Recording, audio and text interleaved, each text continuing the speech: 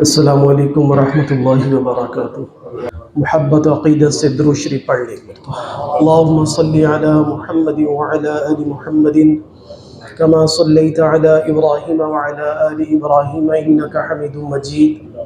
اللہم بارک علی محمد وعلی آل محمد کما بارکت علی ابراہیم وعلی آل ابراہیم انک حمید مجید۔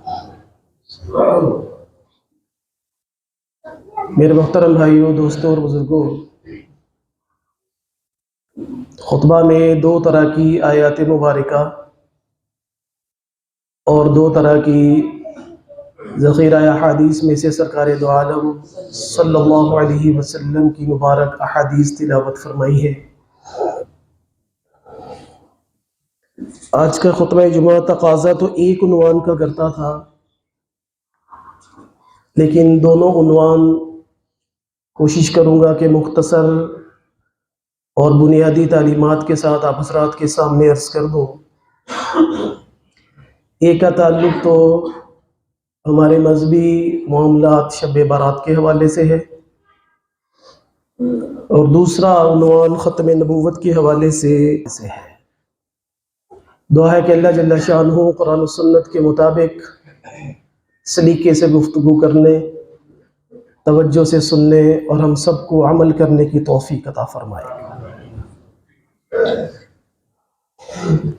پہلا عنوان شب برات کے حوالے سے ہے۔ اللہ تعالیٰ انسان کو مختلف اوقات اور مختلف دنوں کے ساتھ اپنی طرف رجوع کی دعوت دیتے ہیں۔ نمازیں ہیں، یہ اجتماعی طور پر اللہ کے حضور سجدہ ریز ہونے کا شریعت کے اندر ایک حکم ہے۔ ایسی جتنی بھی نفل عبادات کے راتیں ہیں، لیلۃ القدر ہے، شب برات ہے، اس حوالے سے اجتماعیت کا کوئی تصور نہیں ہے۔ جو کچھ ہم سادگی میں یا غفلت میں یا مجبوری میں دیکھتے چلے آ رہے ہیں، اس کا شریعت کے ساتھ کوئی تعلق نہیں ہے۔ حلوے پکانا، حلوے دینا، یہ بچیوں کو شب برات دینا، وہ کچوریاں، وہ قتلموں کے اسٹالز لگ جانا، اس کا شریعت میں کوئی تصور نہیں ہے، اور نہ ہی یہ کوئی عبادت کے پہلو سے اس کو کرنا شرعی اعتبار سے جائز ہے۔ یہ ایک عام ضابطہ اور اصول ہے کہ جب ایک عام ملنے کے لوگوں کا ٹائم ہو تو جس سے تعلق زیادہ ہوتا ہے اس کو دوسرے اوقات میں ملنے کے لیے کہا جاتا ہے۔ بالکل اسی طرح یہ نفل عبادات، یہ رات کی بیداری یا رات کو نفل عبادت کرنا، یہ ایسے ہی ہے کہ اللہ تعالیٰ فرماتے ہیں کہ تنہائی میں میرے پاس آؤ، اپنے آپ کو خود دیکھو۔ تنہائی کے علاوہ کوئی دنیا کے اندر سائنسی اعتبار سے بھی کوئی ٹیسٹ ایسا نہیں ہے جو آپ کے دل کی کیفیت کو آپ سے بہتر آپ کے سامنے دکھا سکے۔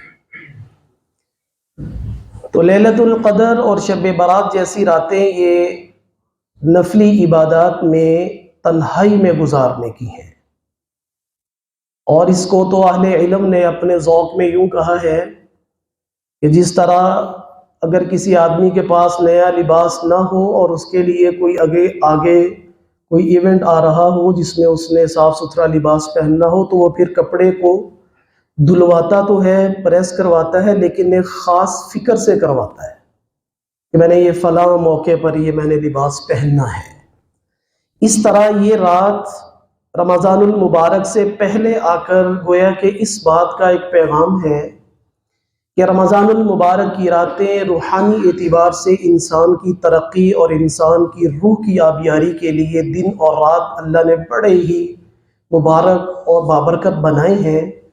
تو ان راتوں کے اندر رمضان سے پہلے اللہ کے حضور سچی توبہ کر کے اپنی روح کو غسل دے لو، اپنی روح کو پاکیزہ کر لو، اپنی روح کو طہارت دے لو، کہ جن راتوں میں جن دنوں میں تم اب جانے لگے ہو رمضان المبارک میں، حدیث طیبہ کے مفہوم کے مطابق اس میں روزہ دار کا سونا بھی عبادت ہے، روزہ دار کی خاموشی بھی عبادت ہے۔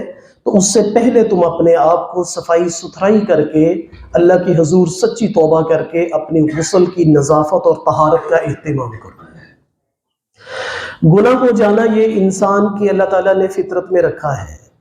خلق الانسان ضعیفا، کمزور، ارادوں کا کمزور، نیت کا کمزور، ہمت کا کمزور. لیکن اصل کوتاہی اور خرابی یہ ہے کہ گناہ در گناہ ہوتے چلے جائیں لیکن ان داغوں کو دھونے کی فکر نہ ہو. کلا بل ران علی قلوبہم ما کانوا یکسبون. حدیث طیبہ پھر اس آیت مبارکہ کے ساتھ جڑتی ہے کہ جب کوئی آدمی کوئی گناہ کرتا ہے تو نقطۃ سودا، تو پھر اس کے دل پر ایک سیاہ نقطہ لگتا ہے. پھر اگر وہ توبہ کر کے رو دھو کے اس نقطے کو صاف نہ کر لے اور بھی اور گناہ ہو جائے تو پھر دل کے اوپر ایک اور سیاہ نقطہ لگتا ہے.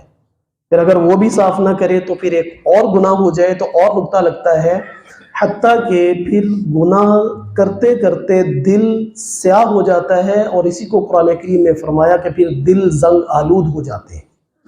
اور جو چیز زنگ آلود ہو جائے پھر وہ نہ اپنی حقیقت دکھا سکتی ہے اور نہ ہی اس کے اندر خوبصورتی کا کوئی پہلو رہتا ہے. تو اس لیے ان راتوں کے اندر نفل طور پر جتنی اللہ ہمت دے دے فرائض کی ادائیگی کے ساتھ ساتھ فجر اور عشاء کی نماز سارا سال باجماعت ادا کرنے کا حدیث طیبہ میں ہے کہ جو آدمی عشاء نماز باجماعت ادا کرے اور فجر کی نماز باجماعت ادا کرے تو یہ ایسے ہے جیسے ساری رات نفل عبادت میں مشغول رہا ہے. ان دنوں کے اندر ذرا ہمت کر کے تھوڑا سا اپنا کام بڑھا لینا چاہیے تاکہ انسان کو ان دنوں کی برکات اور ان دنوں کے فضائل انسان حاصل کر سکے. تو جتنا ممکن ہو سکے فرائض کی ادائیگی کرتے ہوئے، یہ بالکل بھی سمجھداری نہیں کہ آپ رات کو 1، 2، 2:30 بجے تک جاگتے رہیں اور صبح فجر کی نماز نکل جائے. تو ڈیوٹی لازمی ہوتی ہے فرائض کی، نوافل اس سے زیادہ ضروری نہیں ہے. تو اس طرح اس رات میں حوالے سے صرف یہی عرض کرنا تھا کہ اس رات میں عبادت کریں، تنہائی میں کریں، اللہ کے حضور اپنی توبہ کریں. حدیث طیبہ میں ہے طوبی لمن وجد فی صحیفتہ استغفارا کثیرا، کہ بڑی خوشخبری اور نیک بختی ہے اس آدمی کی جس کے نامہ اعمال میں توبہ اور استغفار کی کثرت ہوگی.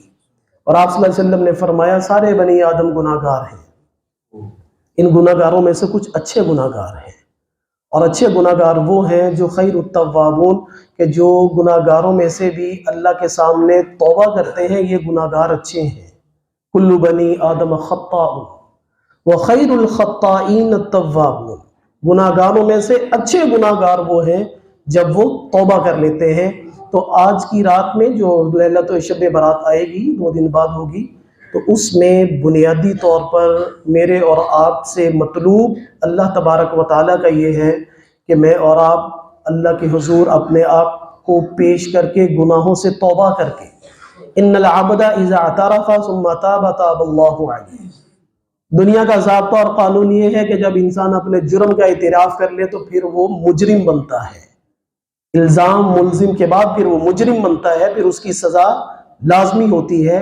لیکن روحانی ضابطہ اور اصول یہ ہے، آپ صلی اللہ علیہ وسلم نے فرمایا ان العبد اذا اعترف، کہ جب بندہ اللہ کے حضور کھڑا ہو کے یہ کہہ دے کہ اللہ بڑا گناہ گار ہوں، ثم تاب تاب اللہ علیہ، پھر یہ کہہ دے لیکن مالک تیرے در کے علاوہ کوئی در بھی نہیں ہے، تیرے پاس آیا ہوں میری توبہ قبول فرما، تو اللہ اس بندے کی توبہ قبول فرما لیتے ہیں. تو یہاں پر دنیا کے جرم ہو جائیں، ضمانتیں ہو جائیں، تو آپ اس فہرست میں ضرور رہتے ہیں جو اس مجرموں کی ہوتی ہے. لیکن اللہ کے حضور ضابطہ کچھ اور ہے کہ اللہ تعالیٰ اس زمین کو کرامن کاتبین سے، نامہ اعمال سے ان گناہوں کو مٹا دیتے ہیں جو انسان سچی توبہ کر کے اللہ کے سامنے اچھے زندگی گزارنے کا عہد اور وعدہ کر لیتا ہے. اس لیے اس رات میں توبہ کا اہتمام کیا جائے، اپنی زندگی کو سنوارنے کی طرف ہم لائیں.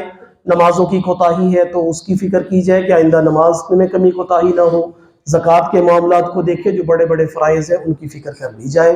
اللہ تعالیٰ اس رات میں مجھے اور آپ کو سچی توبہ کی توفیق عطا فرمائے.